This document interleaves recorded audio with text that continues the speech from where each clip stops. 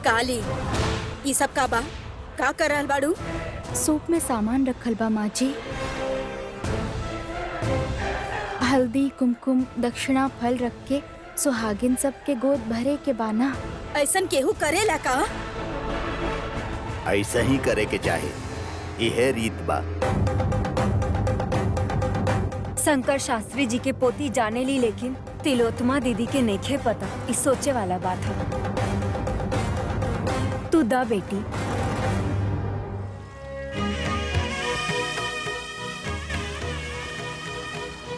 सौभाग्यवती के हम ये दिहल चाहत बानी, स्वीकार करी माँ जी।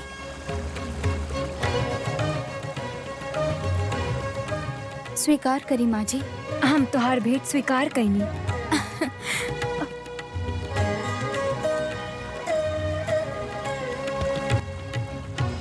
स्वीकार करी माँ जी। स्वीकार कर रहल बानी काली। स्वीकार करी माँ जी। स्वीकार कर रहल बानी काली।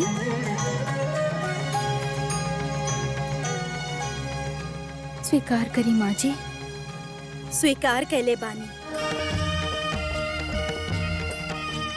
स्वीकार करी माँ जी। हम भेंट स्वीकार कर लेनी।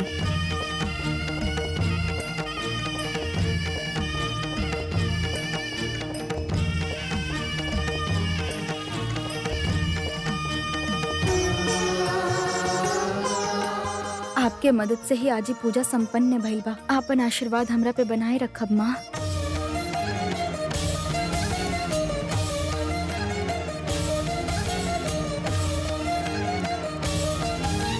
सुपुत्र प्राप्तिरस्तु।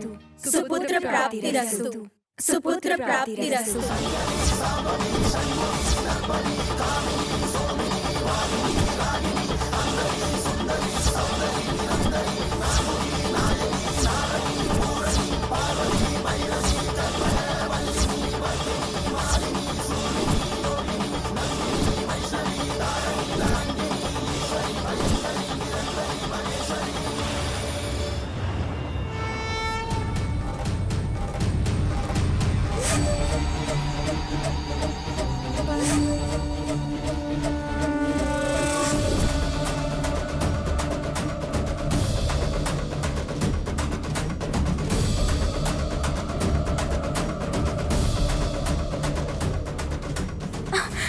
का माँ जी ऐसा आशीर्वाद दे देनी। हमार पति 100 साल स्वस्थ रहे, खुश रहे, एकरा खातिर पूजा के लिए रही। हम सोच ले रही कि आप दीर्घ सुमंगली भव के आशीर्वाद देके हमार पति के साथ होके वाला हादसा से बचावे खातिर कोनो आशीर्वाद दे। ये लोग का कर सकेली? तू जौन देलू लेके चल जाइए। खुशी से हमने संतान के प्राप्ति के आशीर्वाद दे ले बानी तो के।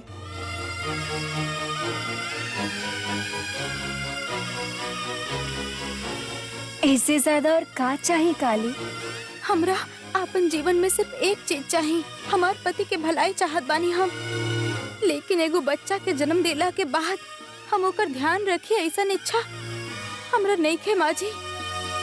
अगर ऊ न रहले ता कुछ भी पाके का फायदा होगी।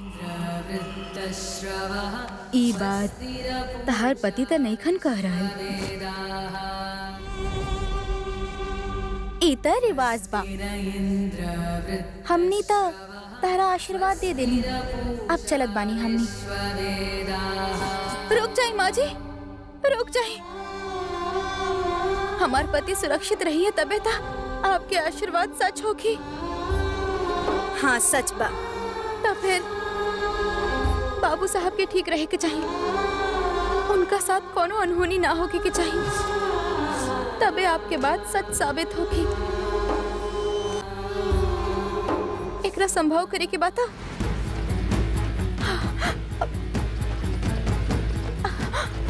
आपके हमरा के दीर्घ सुमंगली भवा के आशीर्वाद आपके देवे के ही पड़ी माँ।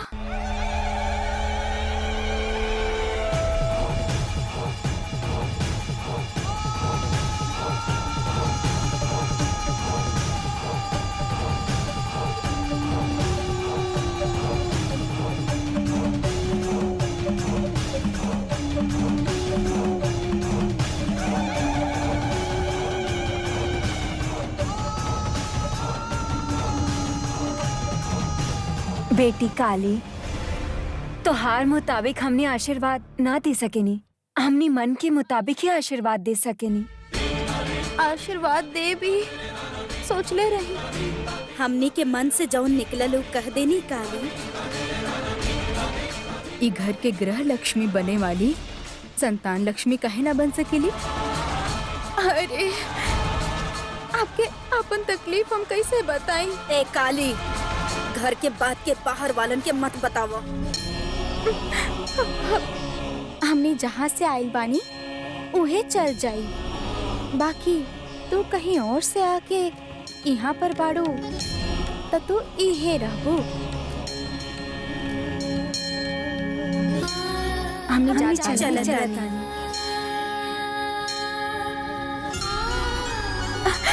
माँ जी, माँ जी।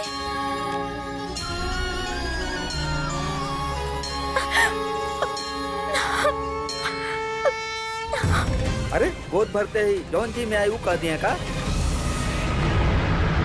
वो लोग के सही लागल उ कह देली, एमे गलत का बा?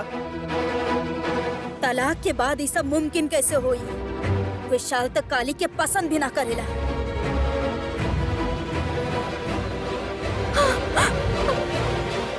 नापसंद जोड़ी ही था, आखिरी दम तक साथ रहला दीदी। ये सब का बा विशाल? तू कुछ बोलत काहे नहीं खा? माँ, वो कुछ अनजान लोग आके कुछ कह देलन, तो आप काहे सोच रहल बाड़ू? ऐसन बिल्कुल ना होकी। सच में बदले में कितना वक्त लागी विशाल? शादी के इतना साल बाद भी हमरा क्यों सौभाग्य प्राप्त ना होखल? काली के तो सौभाग्य लागत कि तुरंत प्राप्त होखे वाला बा। Six sense. जौन सोचो उ हो जाए खातिर गाना गावे जैसा आसान काम नहीं किया हंसी का बहू। 9 महीना तक कष्ट उठावे के पड़ी। ओ बोझ उठावे से पहले जिम्मेदारी उठावे के पड़ी। देखल जाओ का हो खेला। का देखल जाई? विशाल के दोसर शादी देखब। स्वामी जी के कहला के बाद भी ऐसन कैसे हो सकेला? हाँ, सुहागिन लोग के आशीर्वाद के आगे तुहार कोशिश सफल ना हो पाई थी लोतमा, देख लिया। मौका मिलते ही सबके मुंह खुल जाला। सुन लेली ना स्वामी जी, आप ही कहले रहली ना कि हमार बेटा के दोसर शादी करवावे के पड़ी। कहले रहनी, कैलू का? ना स्वामी जी, कोशिश चालू बा। अगर देर भइल तई घर के लक्ष्मी वो लोग के कहे के मुताबिक संतान लक्ष्मी बन जाई हैं।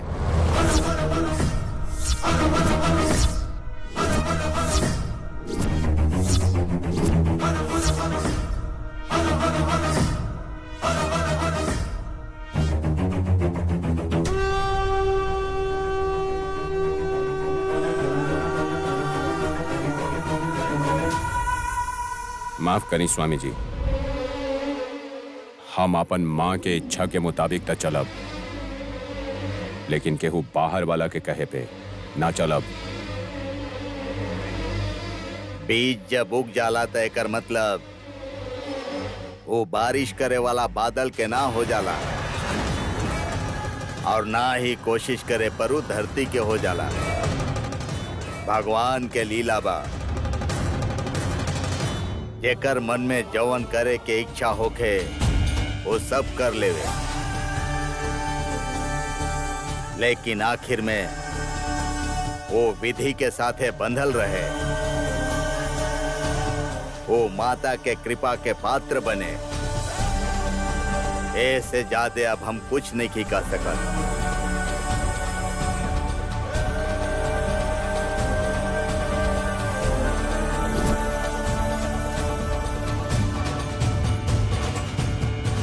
पूजा करके जीत हासिल कर लेली। हाँ, देख लेली ना, तहरा के रुला के वो खुद ही चल गईले।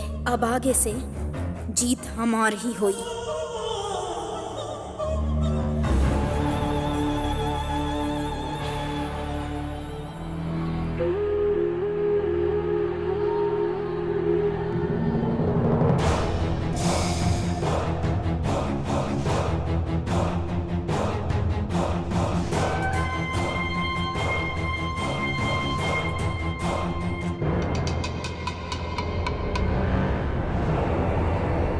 वो काली भविष्य जान सकेली ऐसा सोच के बिल्डअप देते खुद डर के हमरा के कंफ्यूज कर देले बानी। अरे वो कल का होई का जानी, आज का होके वाला बा ई भी बात ना पता कर सकेली। और अगर ऐसन होखत त हमनी पूजा रोके खातिर इतना कोशिश कैनी ई सब ओकरा पता चल जा। ठीक बात दीदी, अब उस सब के बारे में भूला जा। हमरा पहले ही थोड़ा शक भइल रहे, हर कदम फूंक फूंक के रखे के चाहत रहे ना, हमहू सोच समझ के कैले रहनी। अच्छा ठीक बात दीदी, उस सब बात के छोड़ा। फिलहाल हमार दिमाग दूसर बहुत सारा सवाल और शक से हीट हो रहल बा दीदी। का बाऊ? दीदी, शीलवती, रूपवती, गुणवती वाली काली गर्भवती कैसे बन सकत बिया? कितना सोचला के बाद भी हमरा समझ में नहीं आवत दीदी। फालतू के सोच मत पाला। वो बात नहीं है दीदी, एक बार तू ही खुद सोचा। अमेरिका वाला भांजा काली के बिल्कुल पसंद ना करेला और उन्हें वो लड़की अपन सुहाग के रक्षा करब कह के पूजा प्रार्थना में लागल रहेले। दोनों के बीच में सोशल डिस्टेंस इतना ज्यादा बा तो वो कैसे माँ बन सकत बिया? आओ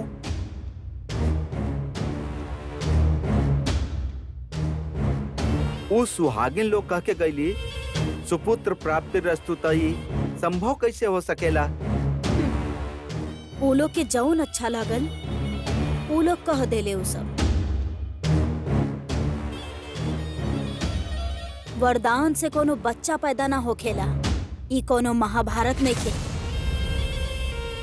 काली अगर कुंती देवी रहती त सूर्य देव के वरदान से कर्ण भइल रहे, वही तरह ए घर के वंश भी पैदा हो जात। महाभारत तो ना हो सकेला, लेकिन रामायण तो रनिंग में हो रहा बा दीदी।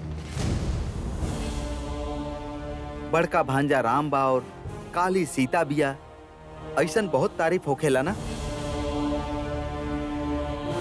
गलती से कहीं 16 दिन में वो दोनों त्योहार के दिन के समय एक तो ना हो गए ना दीदी। विशाल भले ही हमार कोख से पैदा ना भई, लेकिन वादा निभावे में वो कितना ईमानदार बा ई बात हम जानता नहीं। ऐसन कुछो ना हुई हम जानता नहीं। अगर तोहर कहे के मुताबिक अगर काली सीता देवी बाड़ी दा ई घर के अशोक वन बना देल जाए, लेकिन ऐजा से कबो भी श्री रामचंद्र सीता जी के लेके ना जाई है, बल्कि छोड़ के चल जाई है। ऐसन होखे खातिर भांजा के दूसर की शादी करावे के होखी, और ना तो स्वामी जी के कहल बात या सुहागिन लोग के दिहल आशीर्वाद कोई एक चीज भी सच हो गई तो हमनी की आशा पर पानी फिर जाई। शादी खातिर अगर लड़की ऐजा वैजा ढूंढत रहब त बहुत देर हो जाई। लॉयर जगन्नाथ के बेटी जैस्मिन के साथे फिक्स कर दे। चाहे केहू भी होखे दीदी, पहले तो हमरा विचार से विशाल के पत्नी के जायदाद मिले के चाहिए। मिल जाई। जैस्मिन के हमनी के मुट्ठी में रहे की पड़ी। तू जल्दबाजी में विशाल के साथे गलत मत करिया। अगर शादी होखे वाला बा त कुछ दिन तक खातिर हम चुपचाप रहब दीदी।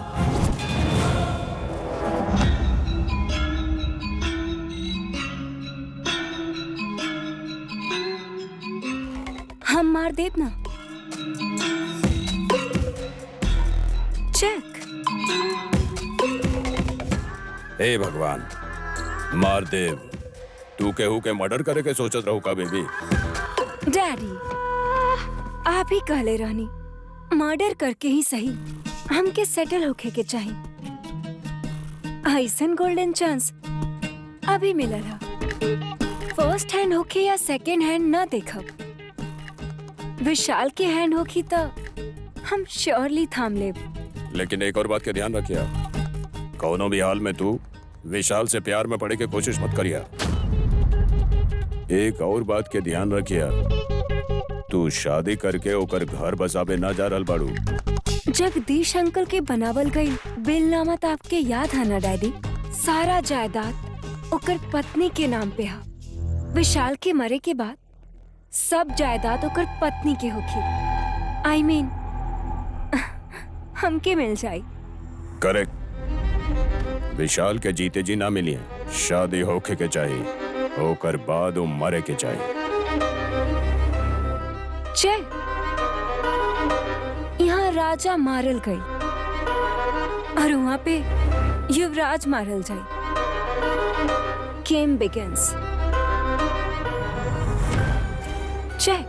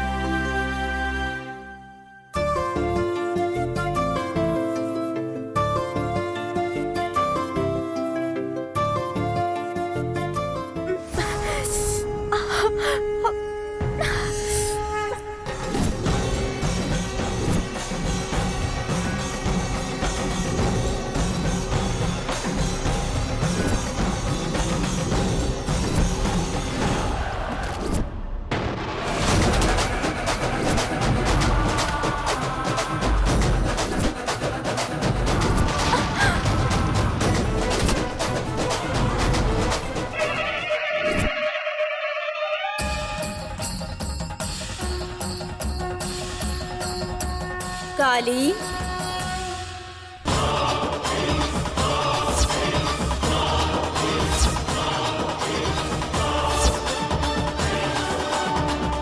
माँ जी, आप आ गई नहीं माँ जी। माँ जी, बाबू साहब सुतल बाड़े, उनका ऊपर सफेद चादर बा, सब कोई रो रहल बाड़े। केहू एगो लइकी उनका ऊपर फूल रख रहल बाड़ी। हाँ, का माँ जी, का हो रहल बा? हाँ, माँ जी, वो लड़की के बाड़ी विशाल से शादी करे वाली लड़की बाड़ी।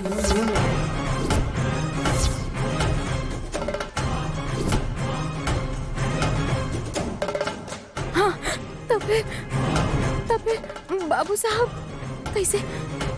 कैसे? वो लड़की के वजह से विशाल के मृत्यु के योग बा काली।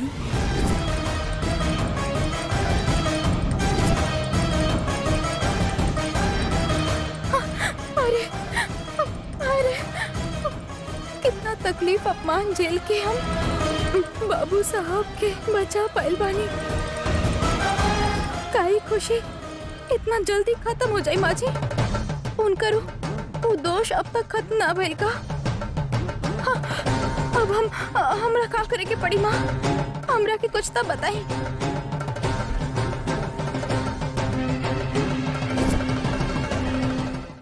हमार पति के जान चल जाई था, हमार जिंदगी के आखिर का मतलब रह जाई माँ जी, बताई। यही से तो कह रहल बानी काली, सब कुछ भुला करके आपन जान बचावे वाली कहे वाली हम खुद बोल रहल बानी।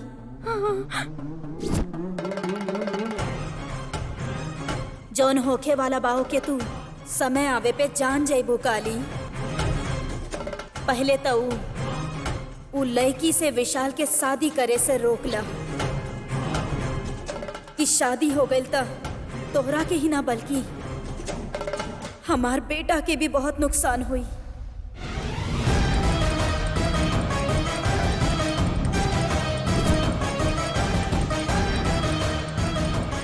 इस शादी खातिर तो हम एकरा खातिर हमरा भी खुशी नहीं के होत। हमारा आँख के सामने जे भी हो रहा बा ओकरा देख के अपन दिल पे पत्थर रख ले बानी हम। हमार बात आखिर के सुनी बताई।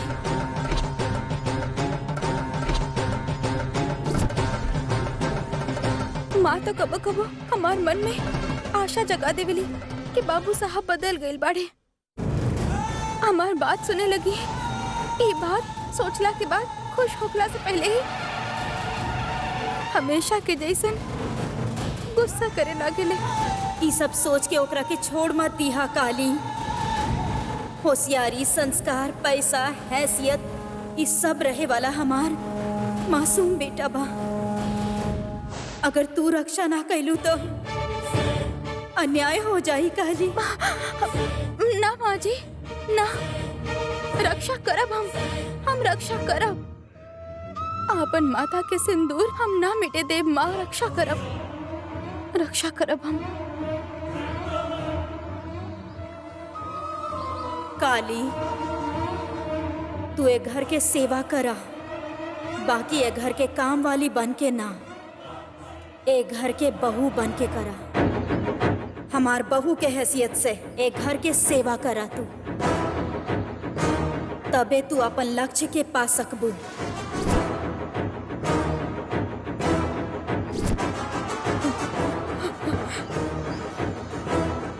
ठीक बा माँ जी, आपके कहल मानब हम शादी के रोक सकी, ऐसा आशीर्वाद दी।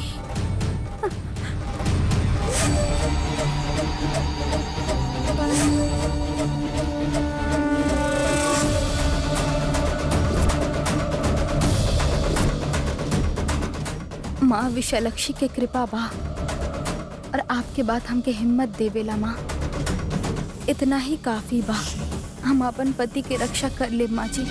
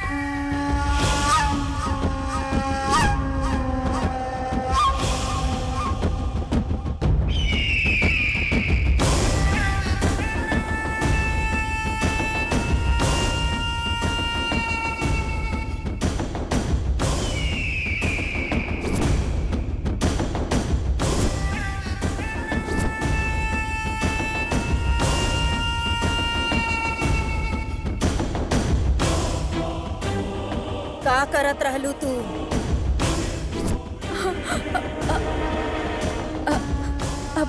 माँ जी, हम माँ जी केकर पैर छुअत रहलू? तोहरा से ही पूछ रहल बानी।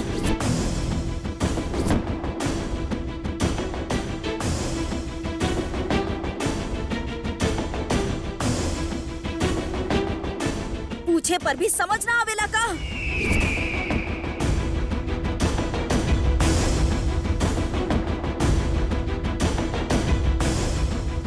हाँ, का भइल तिलोत्तमा? हमनी के प्यारी काम वाली काली काम कैल छोड़ के मजाक कर रहल बाड़ी। झुकल रहे तो लागल के एक्सरसाइज करत पिया। कहानी भी तो सुनावेले मामा जी। हाँ, एजा आपके अलावा और के बा जेकरा से बात करी? उहे तो हम भी पूछ रहल बानी ना। हमनी के आते देख के साष्टांग नमस्कार तो ना करत रही, लेकिन केहू के पैर छुए के तरह पोज में बात करत रही।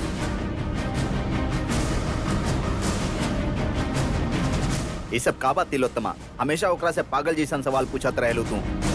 सवाल तो हमार बा, लेकिन पागल तो उ काली बाड़ी।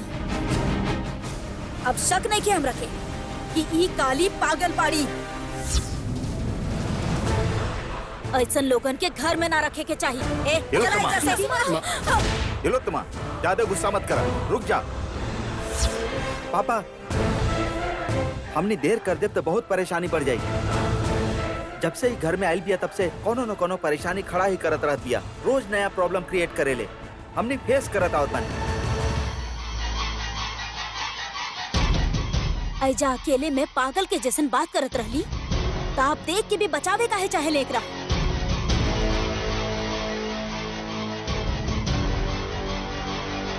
देखो देखो कैसे देखत भी आई। एकर देखे के तरीका से ही पता चलत बा कि पागल हो गई बिया। अगर यहाँ रही ना तो वो शंकर शास्त्री जी आके हमनी के वजह से उनका नातिन पागल हो गई बिया कह के पैसा मांगिए।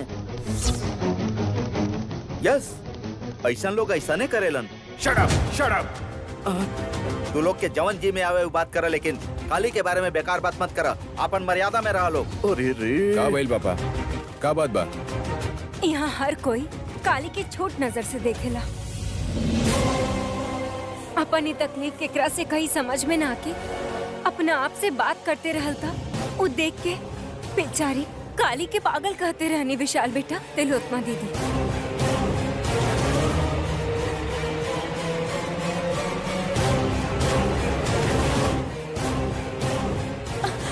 बाबू साहब, हम तो माँ जी की तस्वीर के पास सफाई करत रहनी तब। काली,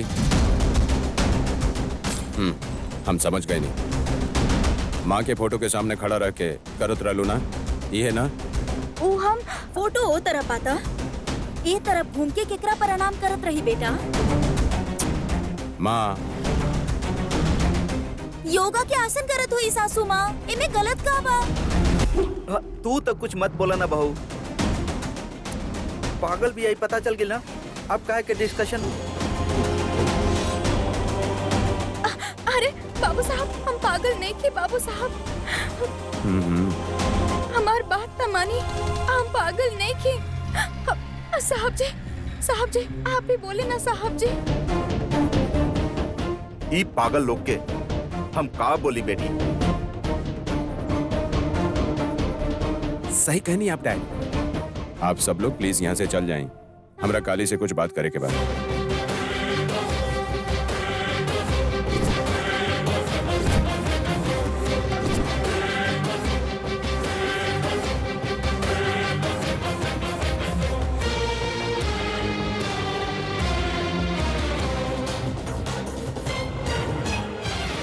विशाल, हमरा के भी जाए के कहल बड़ा तू।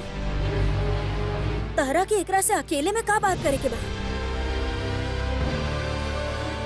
पति पत्नी हता कुछ भी बात कर सकेला ना दीदी। आप चली। तू रिश्ता जोड़ल बंद करा। आइलिया कौन गलत बात कहत बाड़ी? ये हमार पत्नी बड़ी, विशाल ऐसा ना कहलस।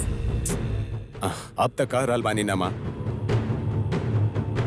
काली हमार पत्नी बिया, हमार पत्नी बिया।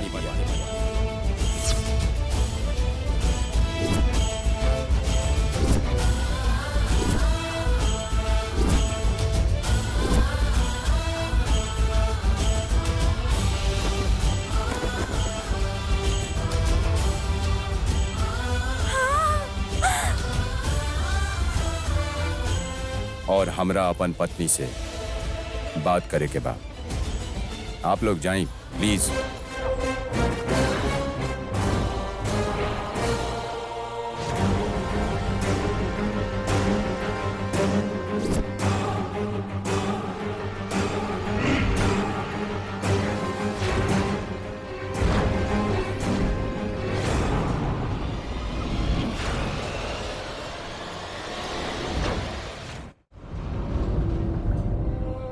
का कहला विशाल? काली तोहर पत्नी बिया?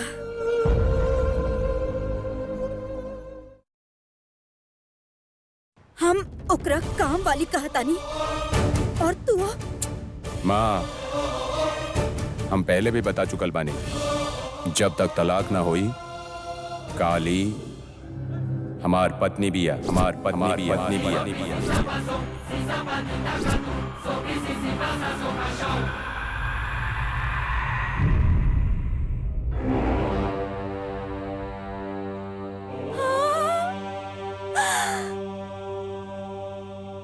हमार ना माने के भी कोनो फायदा ना। लॉयर के बतावे के बाद हमरा भी माने के ही पड़ी और आप लोग के भी माने के पड़ी। आहा, ये कितना सुहाना समय बा। हीरो के हीरोइन के बचावे के सीन तो हाईलाइट बस सासू माँ। अपन बकवास बंद कर, चले यहाँ से। हमरा के आपके खातिर तू चला खाना यहाँ से। बनावे के बा। हमके तमाचा मारी जैसन कहे पर भी अगर यहाँ रुकब त हम बेशरम बानी सोची है। केहू देख ली है तो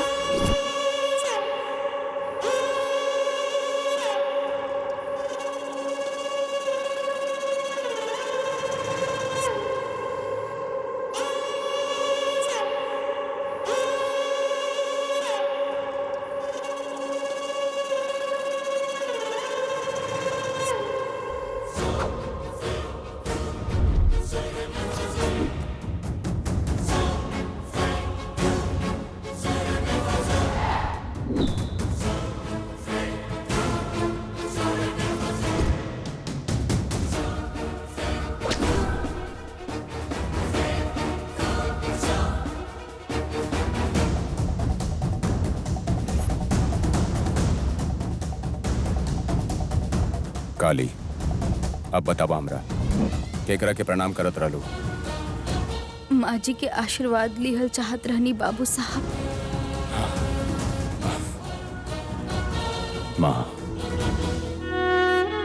माँ के गुजरल बहुत साल बीत चुकल बा। तोहरा के कैसे देख सकेली? तू पहले भी ऐसन कहले रहलू। दिखाई देवेली बाबू साहब, थोड़ा देर पहले आयल रहनी।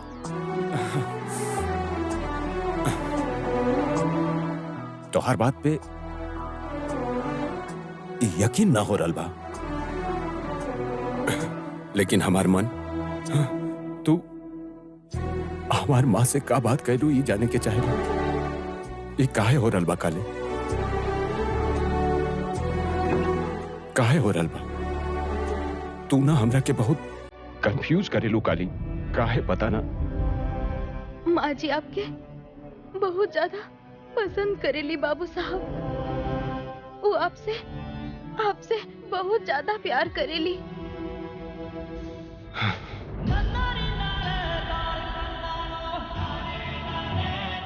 माँ के प्यार अगर ऐसा न हुई तो हमार माँ हमरा के छोड़ के कभी ना जाए। ओकर तरफ से अच्छा अच्छा बोल के तू हमार मन बहलावे के कोशिश मत करा। कह के गइल रहनी कि वापस लौटब, लेकिन कबो लौट के ना आई। ना लौटल काली, ना लौटल।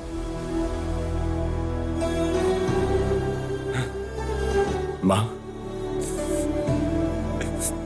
अब कबो लौट के ना आई। माँ यही से हमरा पसंद ना आवेली,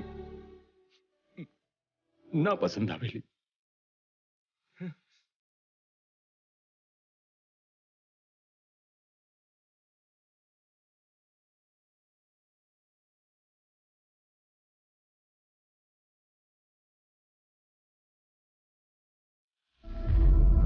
आप बाबू साहब से दूर जा चुकल बानी, यही खातिर वो आपके पसंद ना करेले। बाकी बाबू साहब से आप कितना प्यार करेनी, एक एहसास और महसूस हम करवाई। ये हमार वादा बा माँ जी। आप अपन वादा ना तोड़नी ना, तो हम हूँ ना तोड़ब माँ जी।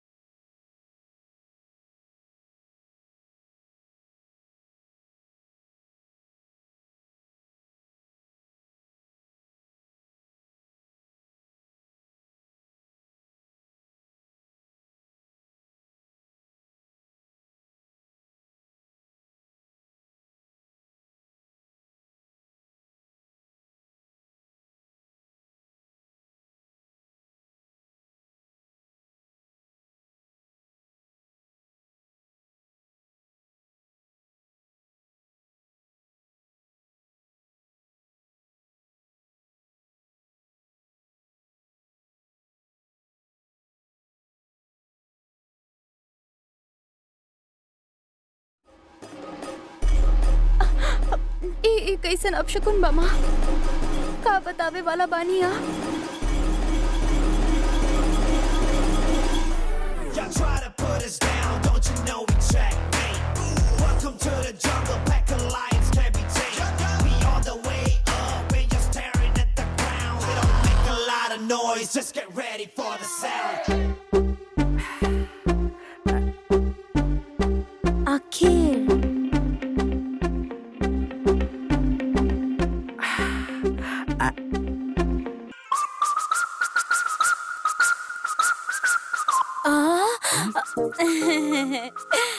हाँ। Excuse me.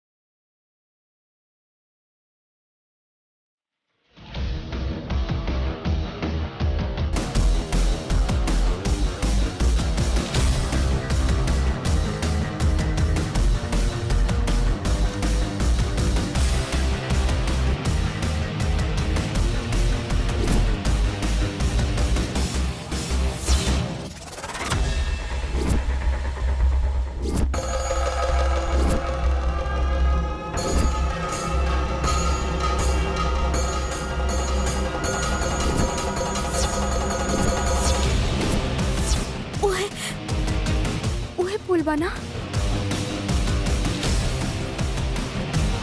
लावे वाली लड़की के बाड़ी दिखाई नहीं की दे। भांजा, डू यू नो हर? ना मामा जी। हाय विशाल।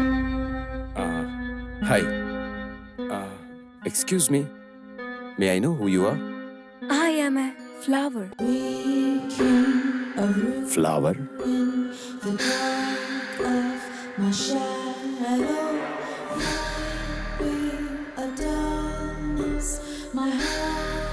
स्वयंवर वाला पार्टी में ना आ पाई यही से घर पे आ गई नहीं। हम कि आप घर पे बुलाईनी खातिर थैंक्स बोल के ई बुके आपके दे रहल बानी विशाल। दिस इज फॉर यू।